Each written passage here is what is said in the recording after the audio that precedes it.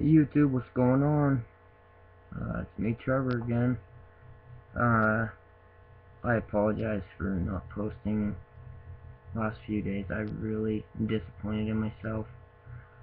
I really wanted to do it every day, but I just can't explain just how hard this last week has been for me. Um, you know what? Everybody's body and experience is different. I get that, but for the most part, things should be in a similar effect. You feel me? Like, um, I don't even know like an analogy to put to that right now. Uh, yeah, I just did a 27-minute video, and pressed the wrong button, so I'm redoing this. Anyway, I won't make it 27 minutes. I'll chop down on that. But so I do feel better today. Not by far great, but I feel better. And I think I've figured out the key and the reason to why, and I'll share that with you. But real quickly, I just was gonna go through my symptoms. During this last week, it's just been terrible. I have had, first of all, I've had no suicidal thoughts whatsoever. I'm getting clean for a reason. I have too much to live for. I'm doing this for me, and I'm doing this for my son, so that we can have a better life, and I'm doing this for my family and all the people that I've hurt, and for everybody else out there that is on opiates and wants to be off. Granted, it's hard when, you're in pain, and you're dependent on, painkillers or whatever. It is hard. And I, because my whole thing started out with a back injury, which I still haven't had corrected. And I really do feel my back killing me more and more and more. But I have to lay on a heating pad more and more and more. So I feel for you people out there that, you want to be off of this shit. Like, you shouldn't have to be in pain and have to take such gnarly medications. I'm gonna be upfront and honest with the fact that I'm in med school I was going to be a pharmacist, and after this, I'm really serious. I'm changing my study of course, or course of study, whatever. It'll still be like in the medical field, but I'm wow, just finding out all this stuff. I mean, you have all this time on your hands, okay? You don't sleep. You have to figure out stuff to do. I've had people tell me, things to do to, like, get your mind off of shit and stuff, and, I mean, there's only so much TV you can watch. There's only so much, what somebody told me, porn that you can watch.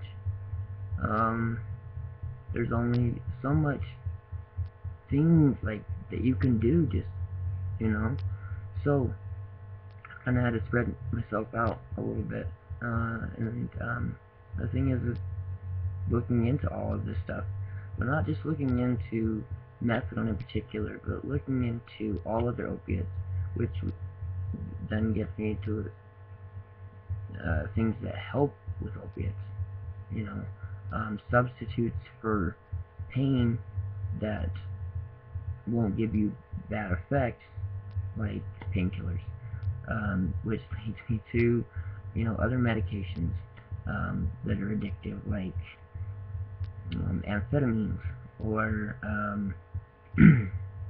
benzodiazepines, or just MORIs, or whatever. Just I'm not saying those are addictive. I'm just saying, like, it just leads me to everything.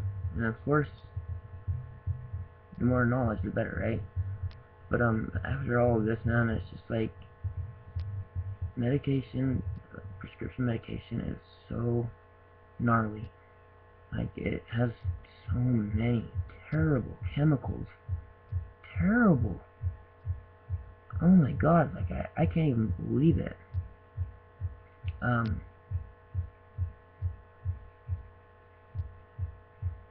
Well, yeah, so, I'm not even gonna, I'm not going to school to be a pharmacist anymore. I think I wanna be, a drug counselor, that helps people.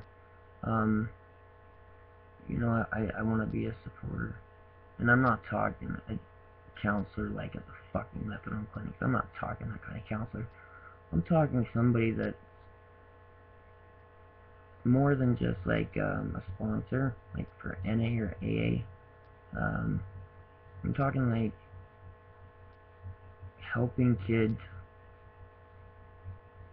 before they get to this point. Spreading the message. So I think I want to do like that. Still, I want to do something in the medical field. And you know, maybe that's just gonna be like being a registered nurse, an RA, or an MA, or I don't know, maybe a goddamn full-blown brain surgeon. I don't know, but all I know is the body is fascinating, to me, anyways, and the things that you put into your body and what it does to your body, it's fascinating to me. So the medical field isn't something I'm giving up on. It's just the pharmaceutical part of it. It's terrible, man. I mean, I get that there's pills out there, medications that people have to take. I get that, okay? But it's just so gnarly. I mean, there are 80 to 85% of medications that really we don't need to take, or that have chemicals in it that can be taken out. It's just crazy, and I just, you know, getting more and more clear-headed. Like, I don't think I want to be a representative for that. Having said that, drug reps, I really don't get how you can sleep at night. I mean, I get everybody needs to make a living, but, you know, going from doctor to doctor trying to sell your new medication, I don't get how you can look at yourself in the mirror or sleep at night. Because you know goddamn good and well what I'm talking about with 80 to 85% of the drugs out there aren't even good for you anyways. Okay, so today is my milestone marker of what people would consider 1 month, but it's 28 days. It's 4 weeks. So I'm pretty happy about that. I'm really stoked. You may say, it doesn't really seem like it. I'm not like throwing myself a party or anything, but yeah, it's awesome. It's great. And it's just it's getting me to want to just, you know, push it out more. Go at it harder. Do it better. And you know what? To be honest, I don't mind being the guinea pig in a way. I mean, I know people before me have done this, but in a way, I don't mind being the guinea pig, and putting myself out there. I mean, and that's what I'm really doing. I'm putting myself out there, telling my story, and I don't mind, you know, to help other people out, to help our country out, to help our nation out. I mean, that's just something that means a lot to me, and for our generations coming up, you know, for our kids, and everything, like, I want to be a preventer, and you know, a helper. Yeah, I think if there was somebody there for me, that I never would have got to this spot. It's hard. I do feel bad for people that want to be off of, I'm not going to say opiates, I'm going to say painkillers, okay? Because, no, I'm sorry, heroin's not. It is, but it's not, if you know what I'm saying. A painkiller. You don't just go buy bags of dope because your back is all fucked up. If your back really is that fucked up, and you can prove it, you're going to go to a doctor and you're going to get help. Surgery or whatever you're going to do. People that are on cancer, or not on cancer, but have cancer, or leukemia, or whatever. You know, it's terrible. It's hard. And I've seen some close people to me go through it. And it's hard for those people that want to be off of this shit, but really can't because they're going to be in pain. And, it's just hard. I mean, there are things out there that are non-narcotic, that can help, but when you get into, like, cancers and leukemia and degenerative disc diseases and, all that kind of stuff, it's hard. If you do have those things and you're on the painkillers, you know, you're probably gonna be on the rest of probably gonna be on them the rest of your life. If you get off of them, great, that's awesome, and that's what I would want and hope for you. You know, if that's what you want. But yeah, it's hard because you're still in pain. You know, my whole thing started from pills because of a back injury, and at the time, I was really happy with my doctor. Oh, good, she prescribed me something to, you know, help me get out of my pain. And now it's like, God damn it. Why couldn't she have tried a different way? Why couldn't we have done something different? Granted, I was only 18 years old. Yeah, I didn't want to have back surgery at 18. But I think just going straight to painkillers is the wrong thing to do. My opinion. So yeah, these last 7 days have just been crazy, nasty. I haven't had any suicidal thoughts, but it's been a very busy week for my family, so they, you know, they'll go out and do whatever they need to do, doctor appointments, you know, taking and picking kids up from school, whatever. I mean, just whatever, just running errands. Yeah, I don't know. Do what people do. But you know, they can be gone for an hour or 5 hours. And of course they ask me if I want to go, but I just have not felt like going. I've not felt like getting up. It's been so bad. And then when they're gone, it's like it can hit me in 5-10 minutes, and I start feeling super lonely, super depressed, super inadequate.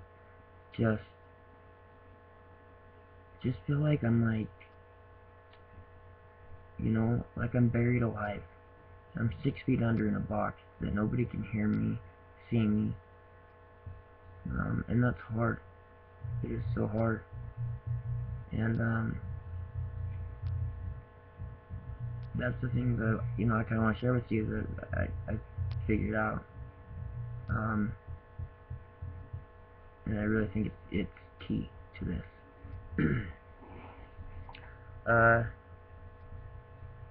Your mental game. Okay? And I would encourage anybody when they're starting, you know, their jump, you know, to get off of opiates, or even anything else, but I just know, you know, opiates in particular, because that's what I'm doing right now. Well, not just right now, ever. Like, it's not like I plan on getting on another drug and then withdrawing from it. I'm just saying, opiates is the topic, obviously. But your first 2 weeks, yes, it is complete physical. At least for me, it was. Then the next 2 weeks, it's been physical, but it has gotten so bad mentally that even if you're okay physically, that you're feeling okay, and that you can get up and do things, if your mind isn't on its A game, you will put yourself into a physical withdrawal. I'm not kidding when I say this. I'm not kidding. Negative thoughts, negative being around, just anything like that. Things that trigger you from your past, just continually circling these negative thoughts around in your head, really brings your mental game down. And when that happens, your body will go into withdrawal, your physical part of it. Granted, you're already in physical withdrawal, but you will put yourself back there again. You know, the restless leg thing, generally you're done within 10 days to 2 weeks from when you start your jump. It can be, I'm not saying it goes away completely, but you know, it gets a lot more mild after 10 days to 2 weeks. And it did for me. But like day 21, they came back full force with a vengeance, and I'm not kidding. It was like I was going through the withdrawal again, like I had gone out and used, and then was going back through the withdrawal again. And I know it's because I wasn't mentally on my A game. And when I say that, don't take it in the wrong context that, you know, you're mentally challenged or you know, you're fucked up in the head or whatever. I'm just saying mentally on your A game, meaning that you don't let negative things course through you, that you don't let the little shit make you sweat, that you do what you know you need to do. Be happy with yourself, love yourself, love what you're doing, be happy with what you're doing, be proud of yourself, know that there aren't a lot of people out there that can do this, and that you're doing it for a great cause. You have to stay positive.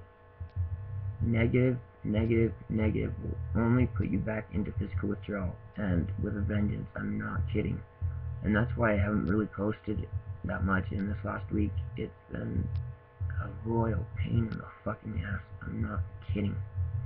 I was seriously this close. I'm not even kidding to wanting to use.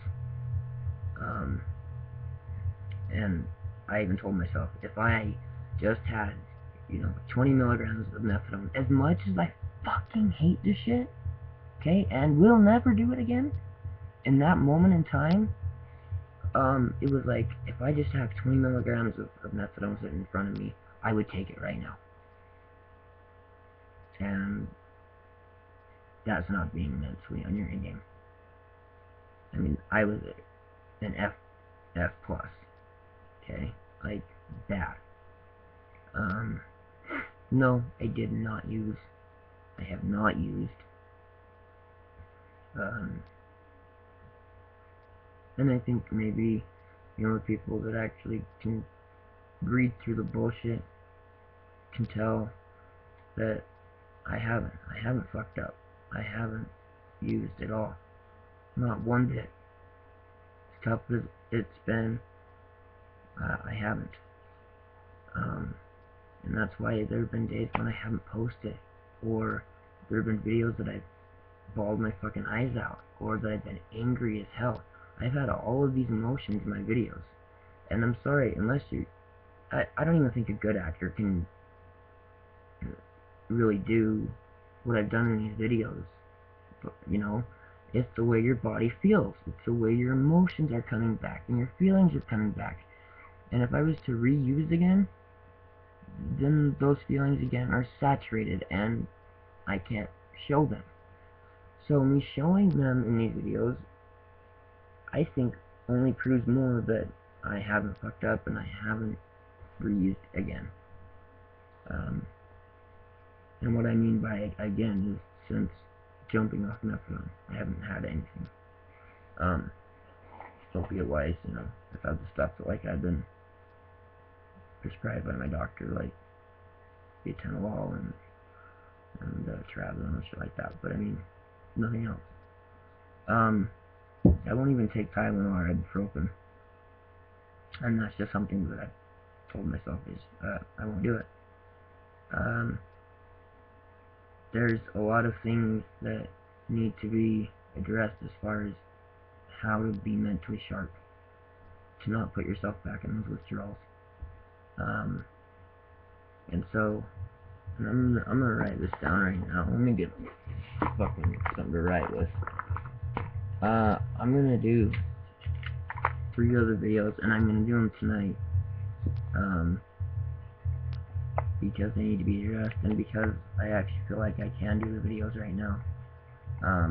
So one will be, okay, so one will be on what you need to be like mentally sharp, so that you don't put yourself back into horrible withdrawals. I mean, your main horrible withdrawals are going to be days like 3 or 4 through days 8, 9, or 10. Those are going to be your most horrible withdrawals. And I'm not kidding, this last week, it was like times by 10. I'm not kidding. And it's because of your mentality. It's because you're not mentally sharp. And you're not letting negative overwhelm you. It's like the devil really himself is putting himself in your body and trying to possess you. You've got to be mentally sharp and know how to kick these things to the curb. So one will be, how to be mentally sharp.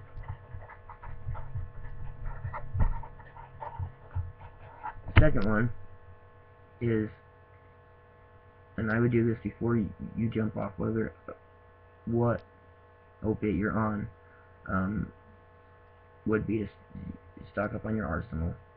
And I'm going to go through the things to stock up on, because there are going to be a lot of days when you do not feel like going anywhere, and you may need what you need, as far as supplements or food or whatever, but you don't feel like going anywhere, and you don't have anybody to go get it for you.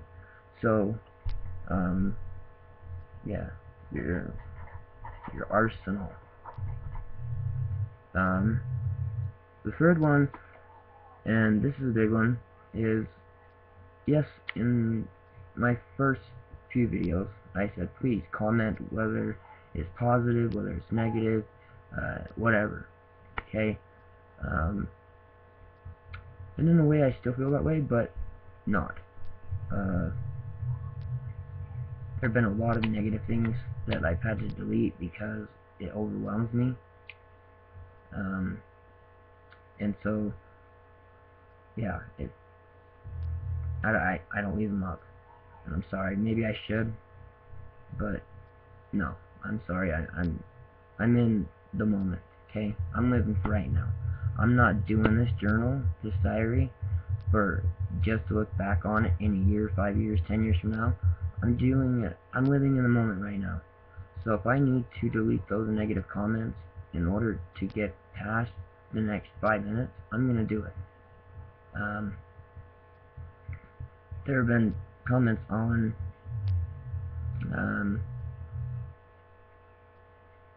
heroin and roxycodone or oxycontin. A lot of people, obviously, you can't get the oxycontin that you can slam anymore. What I mean by slam is mainstream, IVing, whatever. But people comparing notes, and I did say in my first videos, write stuff so that we can compare notes. Okay, well they're doing it in a negative way. And so there are a lot of people, with the heroin or the roxycodone or oxycontin IV use, they're comparing notes in a bad way. And one of the guys that was a roxycodone user and any kind of upper, like an amphetamine or cocaine or whatever. You know, he used the two together, which is called speedballing. And yes, I was a speedballer too, and I have kicked that habit. So I know what to expect too. You know, like when I went to jail that one time, like I told you guys, when I kicked the 2 gram a day habit of heroin, I was also kicking 1.5 grams of coke a day too. I was speedballing. I mean, I was doing a shot every 20 minutes, all day long. So I know what it's like. And those people really saying that, you know, IVing it and whatnot, that it's harder to withdraw from. And methadone really isn't that hard to withdraw from. Well, your opinion's your opinion, but in my mind, that's totally fucking wrong.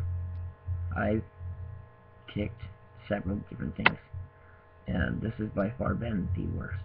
The fucking worst. And I also think that if you're saying that, then you've never been on methadone and had to kick it. And I'm not just talking being on it for 30 days and having to kick it. I'm talking being on it for several years and having to kick the shit. Okay? And I'm not trying to say mine's any worse or I'm any better than you kicking your stuff. That's great that you did it. That's fabulous. But the negative comments about that methadone really isn't as hard, fuck that. Okay, fuck that. And I just want to say real quickly that, you know, my last video was like 27, 28 minutes, and I've gotten there again. IVing something, a drug, okay, goes to the brain really quickly, okay, and then it's processed, it's metabolized through your liver a lot quicker, almost 10 times quicker than if you just take it orally, okay. Even snorting and stuff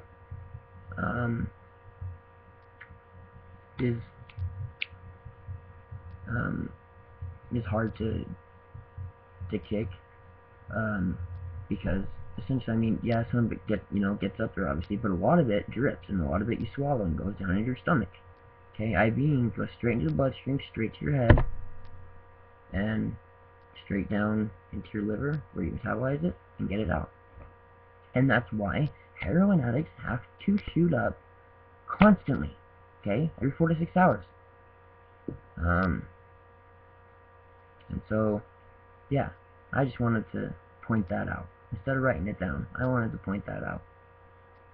So, yes, IV use is the most dangerous way to take something, but it's not a hardened kick.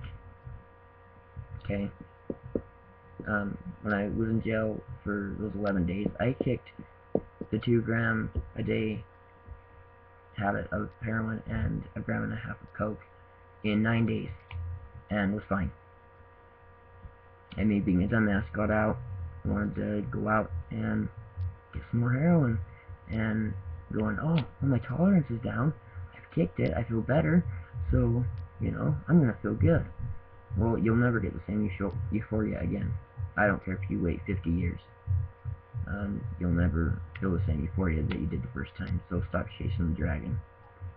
And that leads to another subject, the fact that people will do that. They'll go to jail, have to kick it, they'll get out, and then they'll go use the same amount that they were using before and OD, because your brain receptors, your opiate receptors aren't fully cleansed, but they're a hell of a lot healthier now than they were. And so people OD because they think, well, I shot up 2 bags at a time before, why can't I do it now? So anyway, so my third thing that I want to talk about, I don't want to go into it on this one, is Suboxone and Subutex and the comparison of withdrawal from methadone. So I will do those 3 videos: being mentally sharp, loading up your arsenal of things before you start your jump off of any opiate, and then just Suboxone / Subutex, and facts about it that people make myths up about or think are true that are not. So I'll go into all that. So those are the 3 videos that I'll do. But anyway, yeah, today was an okay day. I was able to get some cleaning done and whatnot.